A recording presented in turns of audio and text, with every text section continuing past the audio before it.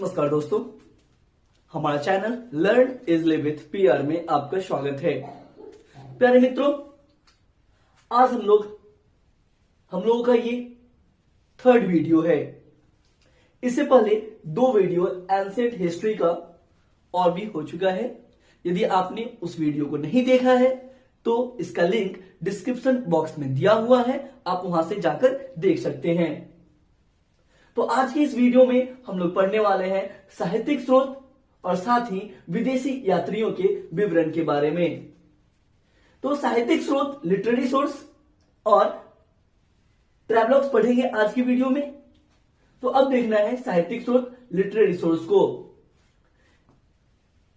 Literary source को दो भागों में बांटा गया है, धार्मिक साहित्य और ऐतिहासिक साहित्य। धार्मिक साहित्य और ऐतिहासिक साहित्य। इसमें हम लोग धार्मिक साहित्य की बात करें तो धार्मिक साहित्य वैसे साहित्य है, वैसे लिटरेचर है जहां से हमें धर्मों की बातें पता चलती है। जैसे वेद हो गया, ब्राह्मण ग्रंथ है, अरण्यक है, उपनिषद है, वेदांग है, बौद्ध साहित्य है, जैन साहित्य है, संस्कृत साहित्य है इत्यादि। और भी बहुत सारे हैं, लेकिन हम लोग इसके बारे में जानेंगे। तो इन सभी लिटरेचर से, इन सभी साहित्य से हम सबों को धर्म के बारे में ज्ञान प्राप्त होता है। तो आइए हम जानते हैं वेद के बारे में। वेद को सबसे प्राचीन धर्म ग्रंथ माना जाता है। प्राचीनतम ग्रंथ की बात करें तो वो कौन है? वेद है। वेदों के संकलनकर्ता मतलब कंपाइलर, जिन्होंने अलग अलग जगहों से चीजों को इकट्ठा करके एक जगह डाला है, वो है वेद व्यास जी। कौन है? वेद व्यास। इन्हों क्या कहा जाता है? संकलनकर्ता, कंपाइलर कहा जाता है। कंपाइलर कहा जाता है। कंपाइलर कहा जाता है। अब हम बात करेंगे वेद व्यास जी को महर्षि कृष्ण देवव्यापन वेद व्यास कहा जाता है। इनका जो पूरा नाम है वो है महर्षि कृष्ण देवव्यापन वेद व्यास। वेद हमें वसुधैव कुटुंबकम का आदेश देता है। वसुधैव कुटुंबकम। अब ये है क्या? वसुधैव कुटुंबकम क्या है? तो ये है, वेद कहता है कि ये धरती जो है ये हमारा परिवार है। ये धरती हमारा परिवार है। ऐसा कहां से पता चलता है? हमें वेद से पता चलता है। वेद वसुधैव कुटुंबकम का उपदेश देता है। अब वेदों की संख्या 4 है। वेदों की संख्या 4 है। ये है ऋग्वेद, यजुर्वेद, सामवेद और अथर्ववेद। ऋग्वेद, यजुर्वेद, सामवेद और अथर्ववेद। ठीक है।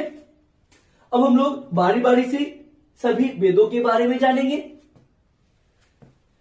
इन सभी को, ऋग्वेद, यजुर्वेद, सामवेद और अथर्ववेद को कंबाइंड रूप से, मतलब सबों को यदि एक बार बात करें तो संहिता कहा जाता है। संहिता कहा जाता है। अब लोग ऋग्वेद के बारे में बात करें। ऋग्वेद को पढ़ने वाले जो पाठकर्ता थे उनको होत्री कहते थे।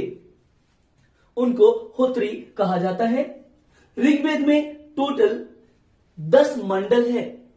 टोटल यदि हम बात करें ऋग्वेद में मंडलों की, तो मतलब ये अलग अलग जो पार्ट्स है उसमें टोटल 10 मंडल है। इसमें 1028 सूक्त हैं और 10,462 ऋचाएं हैं। फिर से ऋग्वेद में 10 मंडल हैं, अलग अलग पार्ट्स हैं, 1028 सूक्तास है, सूक्त है और 10,462 ऋचाएं हैं, हाइम्स हैं। इसके जो मंडल हैं, अलग अलग मंडलों में अलग अलग चीजों की चर्चा की गई है।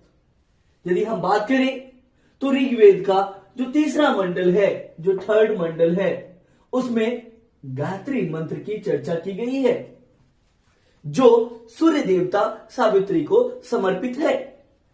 यह मंत्र सूर्य देवता सावित्री को समर्पित है।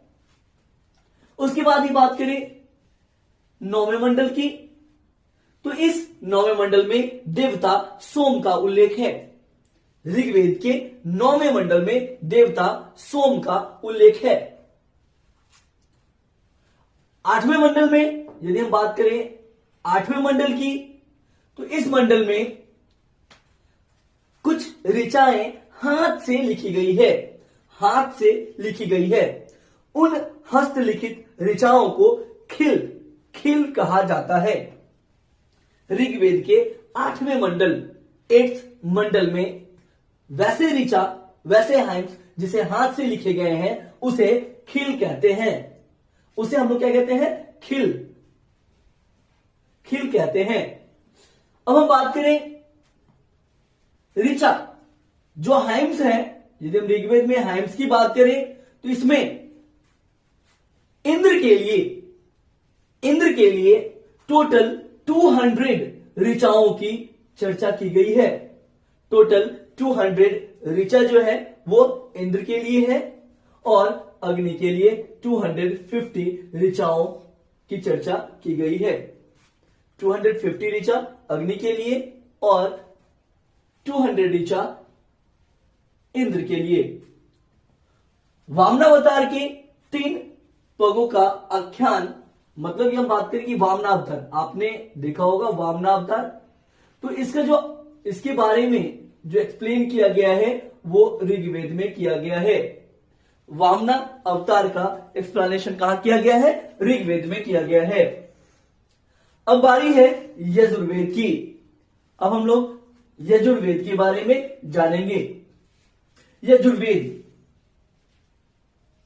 यजुर्वेद के पाठकर्ता, जो इसको पढ़ने वाले हैं, उन्हें अथर्वयु कहा जाता था। अथर्वयु यह एक ऐसा वेद है जो गद्य और पद दोनों में लिखा गया है। यह ऐसा वेद है जिसे गद्य और पद दोनों में लिखा गया है। यजुर्वेद में यज्ञ के समय, जब यज्ञ किया जाता था, जिस समय यज्ञ करते थे, उस समय क्या करना है, क्या नहीं करना है ना, डोज एंड डोंट्स। तो यज्ञों के नियमों और विधि के बारे में पता कहां चलता है? वो यजुर्वेद से पता चलता है। अब हम जानेंगे सामवेद के बारे में।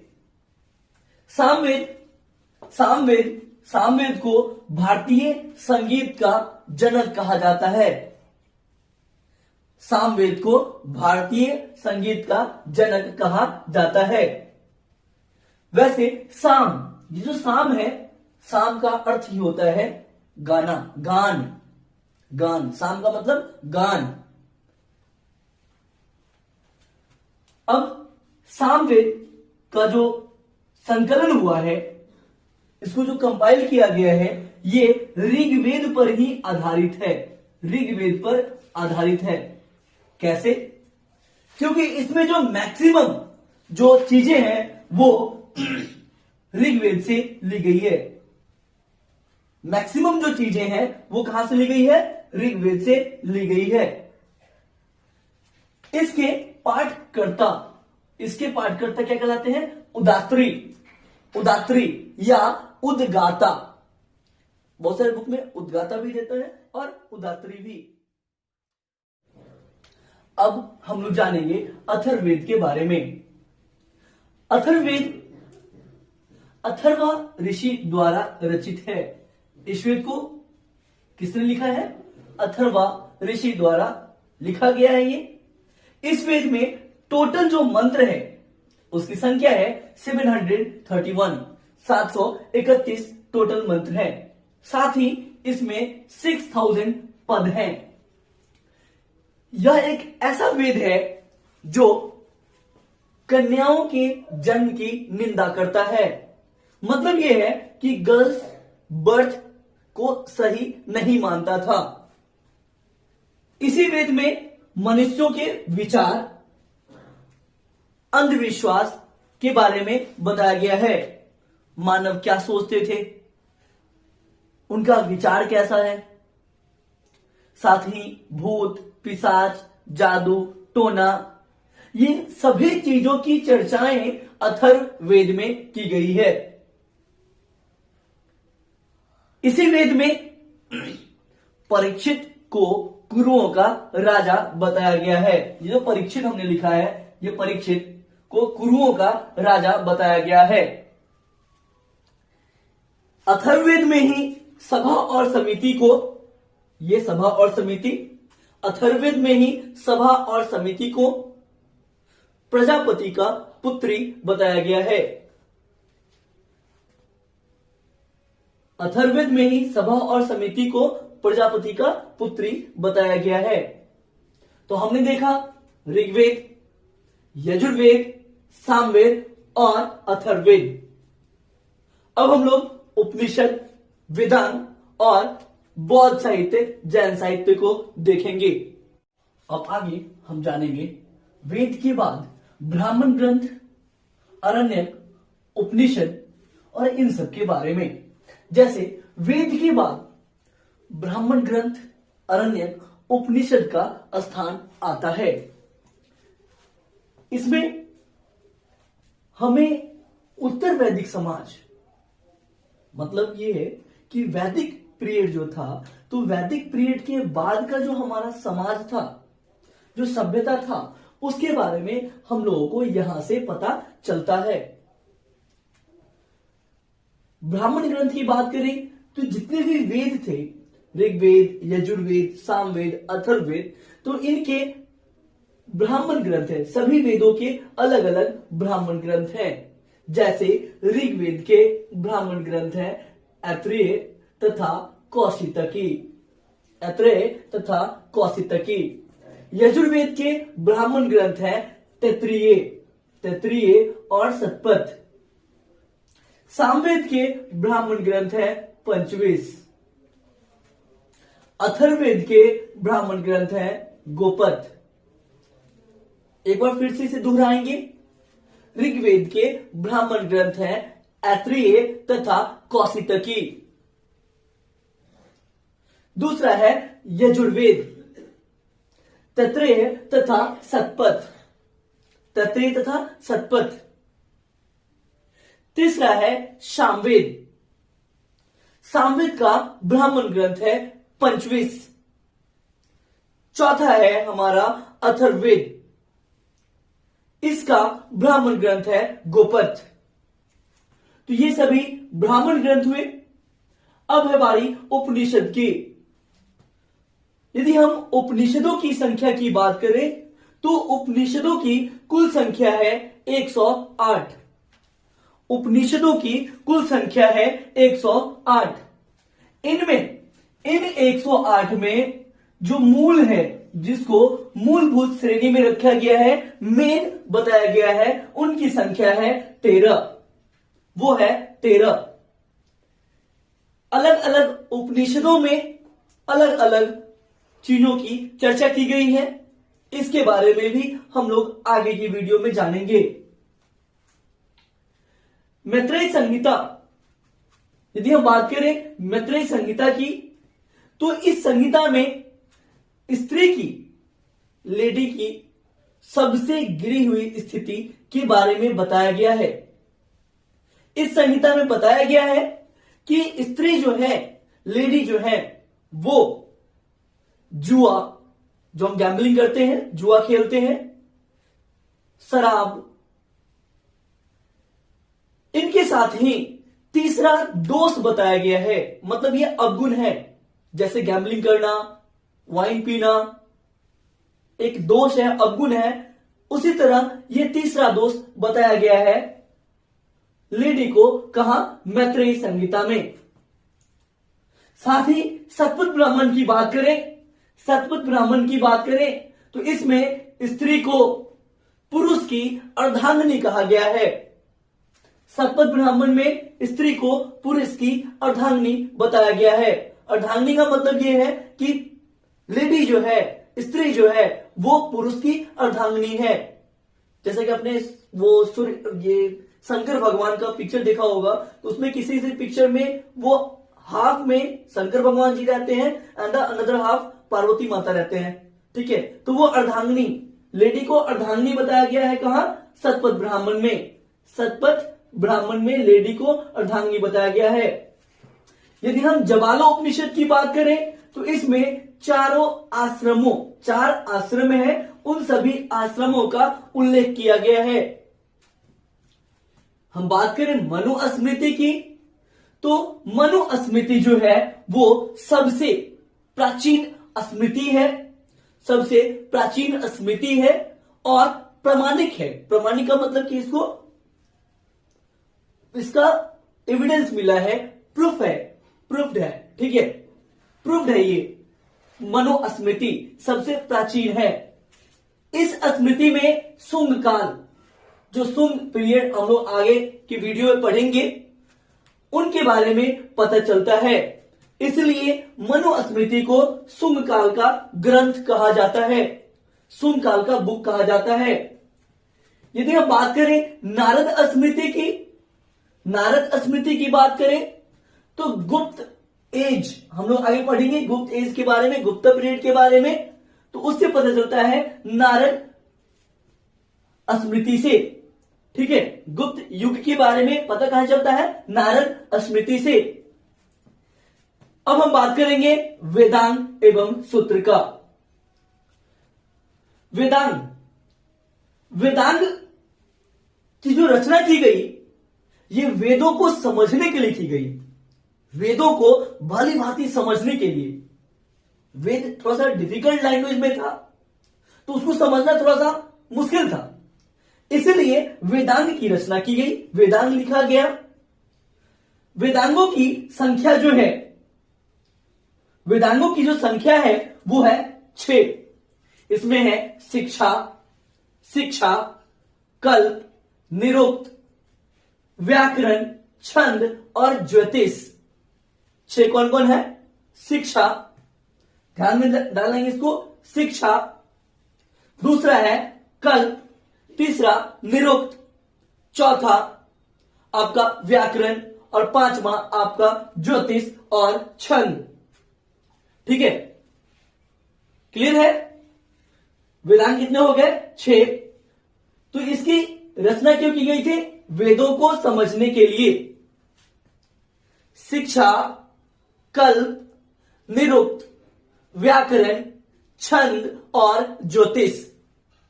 एक बार फिर से, शिक्षा, कल्प, निरुक्त, व्याकरण, छंद और ज्योतिष।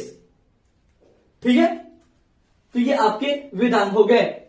सूत्रों की बात करें तो सूत्र में सबसे प्राचीन जो सूत्र है वो है गौतम धर्म सूत्र, गौतम धर्म सूत्र। अब हम आगे बात करेंगे पुराण की, पुराण की बात करेंगे तो पुराण, अब हम बात करते हैं कि पुराणों की रचना क्यों की गई और ये किसके लिए था। वैसे तो सभी धर्म ग्रंथ से कुछ ना कुछ हम लोगों को जानकारी मिलता ही है, लेकिन मैं बताऊं कि पुराण जो था ये सरल भाषा में था, इजी लैंग्वेज में था। और इजी लैंग्वेज के कारण क्या हुआ कि इसको आसानी से पढ़ा जाने लगा।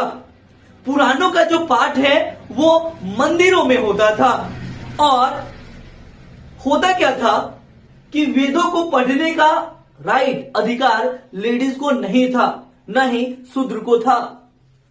ये भी हम लोग शूद्र कौन थे ये भी आगे की वीडियो में पढ़ेंगे, है ना। तो वेदों को पढ़ने का अधिकार न तो लेडीज को था और न ही शूद्र को था। तो ये क्या होता था कि पुराण जो है वो सरल भाषा में था, इजी लैंग्वेज में था, तो इसको वो मंदिरों में जाकर सुनते थे, जिसका पाठ मंदिरों में पुजारी किया करते थे। पुराण में हम सबको जो भारत का हिस्टोरिकल स्टोरी है, कहानी है, उसके बारे में क्रमबद्ध मतलब एक लाइन टू लाइन एक सीरीज में पता चलता है, क्रमबद्ध विवरण मिलता है। इसको रचने वाले जो रचयिता हैं वो लोमहर्ष हैं, लोमहर्ष या फिर इनके पुत्र उग्रसर्वा, ये कंफर्म नहीं है। पुराण को रचने वाले या तो लोमहर्ष हैं या फिर उनके पुत्र उग्रसर्वा को माना जाता है। पुराणों की संख्या 18 है। टोटल पुराण की संख्या की बात करें तो ये 18 है और इनमें से पांच जो है उसमें राजाओं की वंशावली पाई जाती है। 5 जो पुराण है उनमें राजाओं की वंशावली पाई जाती है। मत्स्य पुराण, वायु पुराण, विष्णु पुराण, ब्राह्मण पुराण और भागवत पुराण, इन सबों में राजाओं की वंशावली पाई जाती है। मत्स्य, वायु, विष्णु, भागवत और ब्राह्मण। ठीक है, ये देखिए मत्स्य पुराण में किन राजाओं की वंशावली है तो ये है आंध्र शातवाहन। मत्स्य पुराण में आंध्र शातवाहन राजाओं की वंशावली है। वायु पुराण में गुप्त शासकों की वंशावली पाई जाती है, गुप्त शासक। विष्णु पुराण में मौर्य वंश के जो शासक थे उनकी वंशावली पाई जाती है। यदि हम बात करें ब्राह्मण पुराण की तो इसमें चंद्रवंश और भागवत पुराण में सूर्यवंश। ठीक है, एक बार इसको फिर से रिपीट करेंगे। मत्स्य पुराण में आंध्र शातवाहन, वायु में गुप्त वंश, विष्णु में मौर्य वंश, ब्राह्मण में चंद्रवंश और भागवत में सूर्यवंश। अब हम लोग बात करेंगे बौद्ध एवं जैन साहित्य की। बौद्ध एवं जैन साहित्य की तो वैसे तो हम लोग बौद्ध धर्म और जैन धर्म के बारे में जानेंगे, लेकिन अभी हमको जानना है बौद्ध और जैन साहित्य के बारे में कि हम लोगों को बौद्ध धर्म और जैन धर्म के बारे में कहां से पता चलता है। तो बौद्ध धर्म की बात करें तो जातक जो पुस्तक है उसमें भगवान बुद्ध के पूर्व जन्मों की कहानी का पता चलता है। जातक जो पुस्तक है उसमें भगवान बुद्ध के पूर्व जन्मों की कहानी का पता चलता है। बौद्ध जो धर्म था, बौद्ध धर्म, ये बाद में चलकर 2 अलग अलग शाखाओं में विभाजित हो गया था, हीनयान और महायान।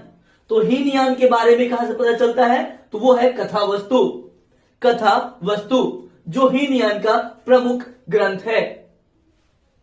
इस कथा वस्तु में ही महात्मा बुद्ध के जीवन चरित्र के बारे में भी वहीं से पता चलता है। महायान का प्रमुख ग्रंथ जो है वो है वैपुल्य सूत्र। महायान का प्रमुख ग्रंथ क्या है? वैपुल्य सूत्र। यदि मैं जैन साहित्य की बात करूं जहां से जैन धर्मों का पता चलता है तो वो है कल्पसूत्र। जैन साहित्य का जो प्रारंभिक इतिहास है, जो स्टार्टिंग का जो हिस्ट्री है पूरा जैन साहित्य का, वो कहां से पता चलता है? कल्प सूत्र से पता चलता है। भगवती सूत्र में महावीर जी के जीवन चरित्र के बारे में, उनका जीवन में क्या हुआ, किन किन घटनाओं से वो आगे बढ़े, क्या क्या प्रॉब्लम उनको फेस करना पड़ा पूरे जीवन में, तो ये सभी चीजें कहां दी गई है? ये दी गई है आपको भागवती सूत्र में। जैन साहित्य को ही आगम कहा जाता है। जैन साहित्य को क्या कहता है? आगम कहा जाता है। अब हम लोग पढ़ेंगे और भी जो साहित्य थे। अभी तक हम लोगों ने रिलीजियस लिटरेचर को देखा, धार्मिक साहित्य को देखा। अब हम लोग कुछ पुस्तकों के बारे में जानेंगे जो ऐतिहासिक पुस्तक है, हिस्टोरिकल बुक्स हैं, जो हमको,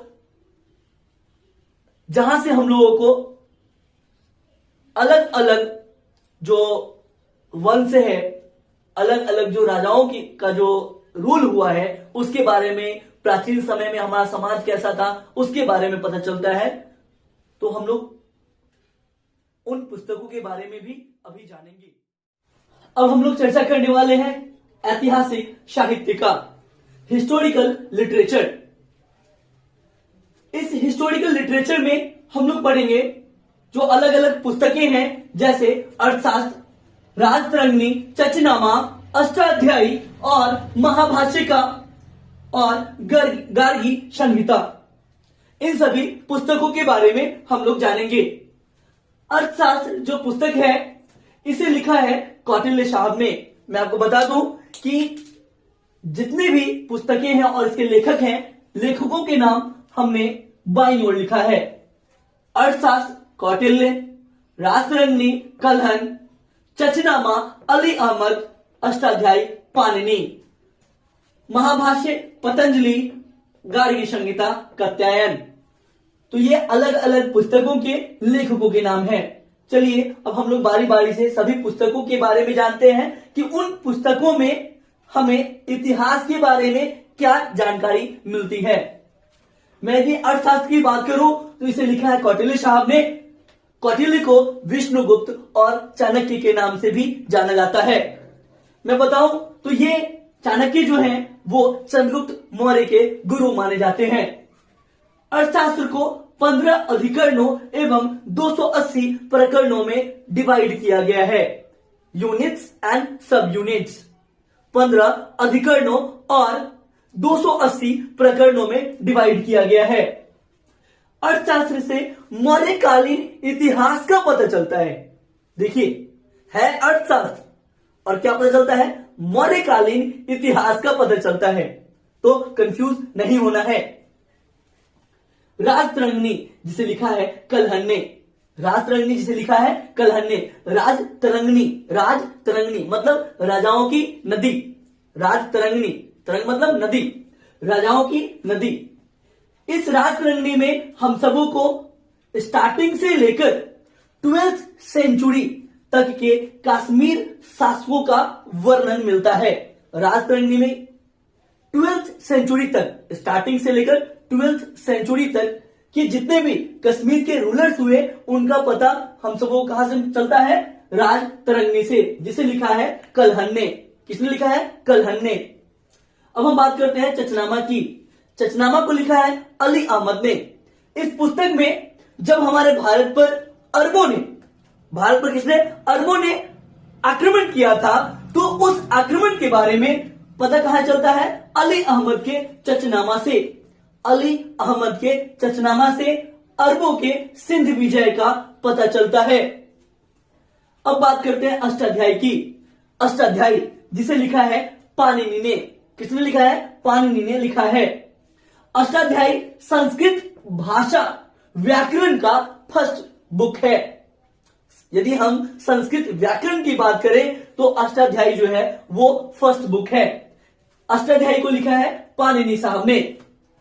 आप लिपि वर्ड का यूज करते हैं, लिपि वर्ड को सुनते हैं, तो ये लिपि जो वर्ड है, जो स्क्रिप्ट वर्ड है, सबसे पहली बार यूज किया गया है अष्टाध्यायी में। सबसे पहली बार अष्टाध्यायी में यूज किया गया है लिपि वर्ड को। अष्टाध्यायी जो पुस्तक है उसमें मौर्य से पहले, मौर्य काल से पहले का इतिहास हम सबों को पता चलता है। कहां से? अष्टाध्यायी से। साथ ही मौर्य काल में कैसा पॉलिटिकल सिस्टम था, राजनीतिक व्यवस्था कैसा था, उसके बारे में पता चलता है। कहां से? अष्टाध्यायी से।